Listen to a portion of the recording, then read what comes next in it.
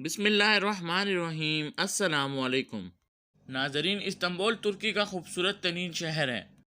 Istanbul Usmani فن تعمیر کا شاہکار ہے اور اس شہر میں عظیم سلطنت عثمانیہ کے دور میں تعمیر ہونے والی بے شمار ایسی عمارتیں موجود ہیں جو دیکھنے والوں کو اپنے شہر میں جکڑ لیتی ہیں، اور ہر سال دنیا بھر سے لاکھوں سیاح صرف ان تاریخی عمارتوں کو دیکھنے کے لیے استنبول کا رخ کرتے ہیں۔ اور ہم آپ کو اس ویڈیو میں ترکی کے اس عظیم محل کی تاریخ بتائیں گے جو 400 سال تک خلافت عثمانیہ کی سلاطین کی رہائش گاہ رہا، اور جہاں بے شمار فتوحات کا جشن منایا گیا، جہاں کئی صلاحیتین کی تاج پوشی ہوئی اور کئی شہزادوں کے سر تن سے جدا ہوئے۔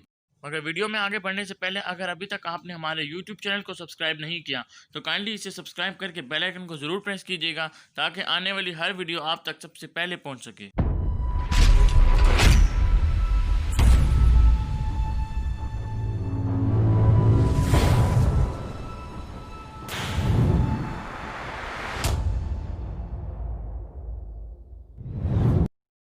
ناظرین، استنبول کی سب سے معروف تاریخی عمارت اور ایک بہت بڑا ٹورسٹ اٹریکشن پوائنٹ توپ کاپی محل ہے۔ بحیرہ بوسفورس کے کنارے واقع یہ محل ایک وقت میں خلافت عثمانیہ کی صلاحیتینوں کی رہائش گاہ اور دیوان خاص ہوا کرتا تھا، اور اس کے مین گیٹ پر 2 توپیں نصب تھی۔ اسی مناسبت سے یہ توپ کاپی یعنی توپ والا دروازہ کہلانے لگا، اور اب یہ محل میوزیم توپ کاپی کے نام سے مشہور ہے۔ ناظرین، سن 1453 میں جب عثمانی افواج نے قسطنطنیہ فتح کیا اور اسے استنبول کا نام دے کر خلافت عثمانیہ کا مرکز اور دارالخلافہ بنایا، تو سلطان محمد فاتح نے سن 1459 میں توپ کاپی کی موجودہ جگہ پر محل کی تعمیر کا حکم دیا۔ ابتدائی طور پر یہ ینی سرائے یعنی نئے محل کے نام سے معروف ہوا، جبکہ توپ کاپی کا نام اسے 19ویں صدی میں ملا۔ سلطان نے اس محل کی تعمیر کے لیے سلطنت کے مختلف علاقوں سے ماہرین اور کاریگروں کو طلب کیا، جنہوں نے اپنے زمانے کے مہنگے اور نایاب ترین مواد استعمال کر کے اس محل کو تعمیر کیا۔ ناظرین، یہ محل 4 مرکزی احاطوں اور کئی چھوٹی عمارتوں کا مجموعہ ہے، اور اپنے عروج کے زمانے میں اس میں 4000 سے زائد افراد رہائش پذیر تھے۔ تاریخ سے پتہ چلتا ہے کہ سلطان محمد فاتح گھر سے گھوڑے پر سوار ہو کر فجر کی نماز مسجد آیا صوفیہ میں ادا کرنے کے بعد شاہی محل میں بادشاہ کو سلام کرتا تھا، اور پھر محل کے دیوان خاص میں امراء، سفراء اور سلطنت کے سرکردہ ملازمین سے ملاقات کرتا تھا اور فیصلے کرتا تھا۔ اس مشاورت کے دوران سلطان ایک جالی دار کھڑکی سے سب کارروائی دیکھتا اور سنتا تھا، اور جب کسی بات پر مداخلت کی ضرورت محسوس ہوتی تو وہیں سے فیصلہ سنا دیتا۔ ناظرین، اس محل میں داخلے کے کئی دروازے ہیں، جن میں سے مرکزی دروازہ بابِ ہمایوں یا بابۂ سلطنت کہلاتا ہے۔ یہ عظیم دروازہ پہلی بار سن 1478 میں تعمیر کیا گیا، تاہم 19ویں صدی میں اس کو دوبارہ سنگ مرمر سے تعمیر کیا گیا۔ اس دروازے پر قرآن مجید کی آیات کی خطاطی اور مختلف سلاطین کے تغرے بھی نصب ہیں۔ یہ دروازہ فجر سے لے کر عشاء کی نماز تک کھلا رہتا تھا۔ وزراء یا غیر ملک کی اعلیٰ شخصیات کے علاوہ کسی اور کو اس دروازے سے گزرنے کی اجازت نہیں تھی۔ دوسرا دروازہ باب السلام ہے، جس کے دونوں جانب 2 برج ہیں، جو سلطان سلیمان اعظم القانونی نے 16ویں صدی میں تعمیر کروائے تھے۔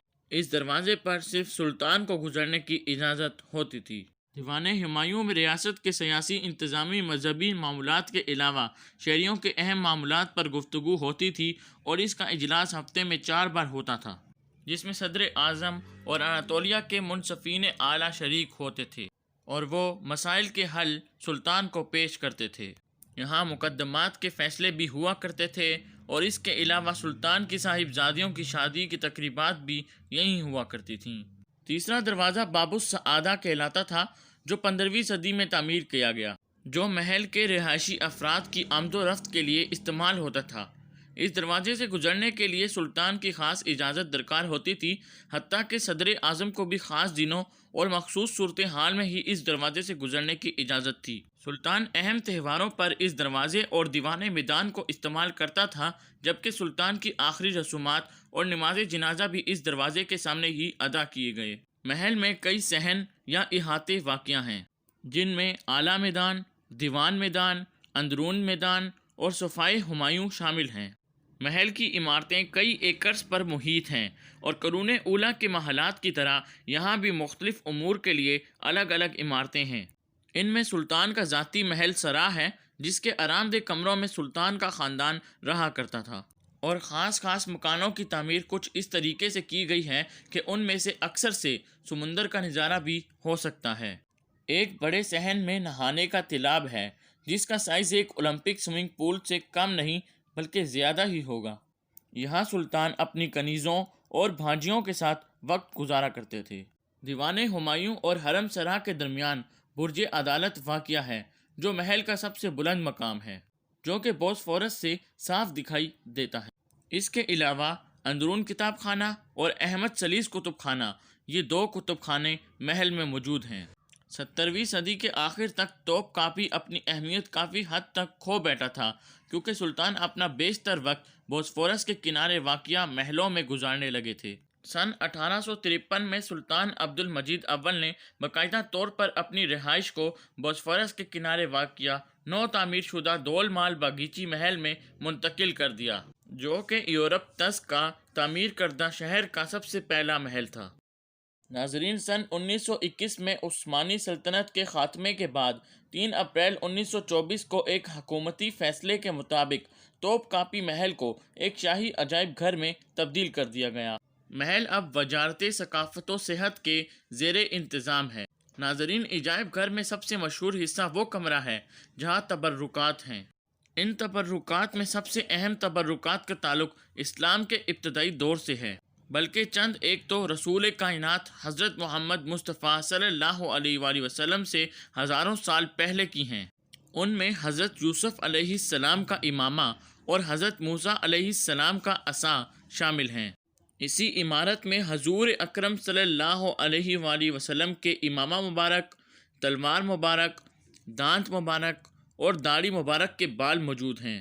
ان تبرکات کے علاوہ حضور اکرم صلی اللہ علیہ وآلہ وسلم کا جبہ مبارک، تیر کمان، مہر مبارک اور پاؤں کا نشان بھی موجود ہے۔ میوزیم کا ایک حصہ تلواروں کے لیے مخصوص ہے۔ ان میں سب خلفائے راشدین کی تلواروں کی نمائش کی گئی ہے، جن کو دیکھنے کے لیے دنیا بھر سے مسلمان توپ کاپی محل کا رخ کرتے ہیں۔ یہاں میں آپ سب کو بتاتا چلوں کہ میرے والد صاحب خود بھی ترکی جا کر ان تبرکات کو دیکھنے کا شرف 2 بار حاصل کر چکے ہیں اور فزیکلی جا کر ان سب تبرکات کو دیکھ چکے ہیں۔ اس خاص کمرے کے تقدس کا یہ عالم تھا کہ سلطان اور اس کے اہل خانہ کو بھی سال میں صرف ایک بار 15 رمضان کے دن اس کمرے میں جانے کی اجازت تھی۔ اس کے علاوہ عثمانی دور کی تمام یادگیروں بشمول عثمانی سلاطین کی تصاویر، ان کے ہتھیار، استعمال شدہ اشیاء، خزانے، زیورات، نوادرات، تاج و تخت اور اس طرح کی دیگر نادر و نایاب اشیاء یہاں موجود ہیں۔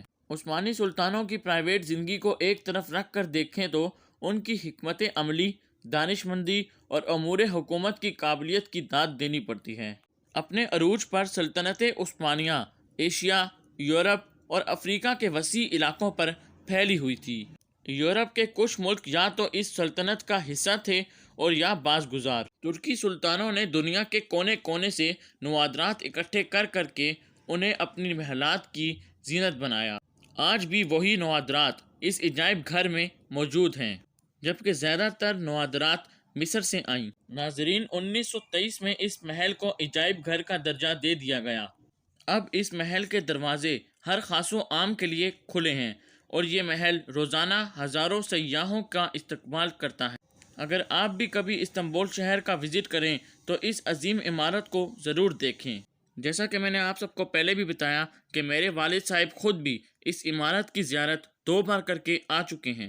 اس محل کی سب تبرکات ایک طرف تو مسلمانوں کے عظیم ماضی کا عکس ہیں اور دوسری طرف اس میں موجود مقدس تبرکات دیکھ کر آپ کا ایمان تازہ ہو جائے گا۔ اسی امید سے مجھے اجازت دیجیے گا۔